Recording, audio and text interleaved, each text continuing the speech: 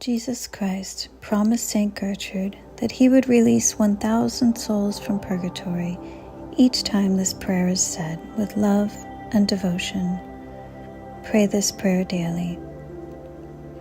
In the name of the Father, and of the Son, and of the Holy Spirit, Eternal Father, I offer thee the most precious blood of thy divine Son, Jesus, in union with the Masses said throughout the world today, for all the holy souls in purgatory, for sinners everywhere, for sinners in the universal church, those in my own home and within my family. Amen. Di ko alam saan sisimulan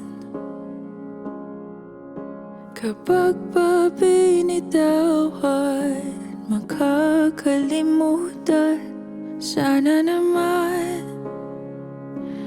mapagbigyan ng kahit konting oras para magpaalam. Sana maintindihan.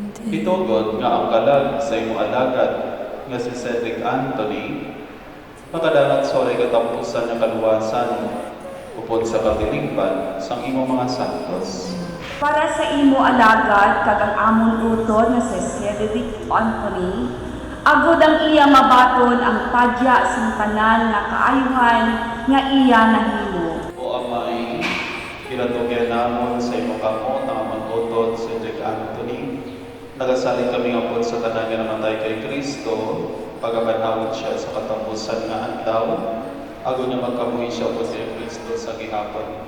Bato na siya karon sa paraiso sa pag-iupod sa mga santos kag sa mga himata na nagulunan siya sa kamatayon. Kung nasan ka man, sana mapakinggan ang aking panalangin na ika'y mahagkan ng kahit saglit ng ilang sandali. O saan kukuha ng lakas kung ikaw ang dahilan? Di ko maintindihan. Wala ako nag-expect, kuya, nga ang amo nagalito ang last mo nga chat sa akon nga, ma, Happy Mother's Day, I love you. It still doesn't feel real. I keep waiting for you to walk in with your big smile and your jokes. But you're really gone and my heart hurts every day since May 11. You were more than my brother. You were my protector, my best friend, my biggest fan, and my hero. You made life better by just being there. And I'm sorry if I didn't say thank you enough. I miss you so much. But I'll keep going and make you proud with love, courage, and kindness. I love you forever, Kuya Mickey. Nagapasalamat ako sa tanan in terms of financial, spiritual, and moral sympathy to our family. In behalf of my family, sa liwat, madamong ito salamat. Sa umaga, hindi ko pa man makuha, mahahanap rin ang kalma.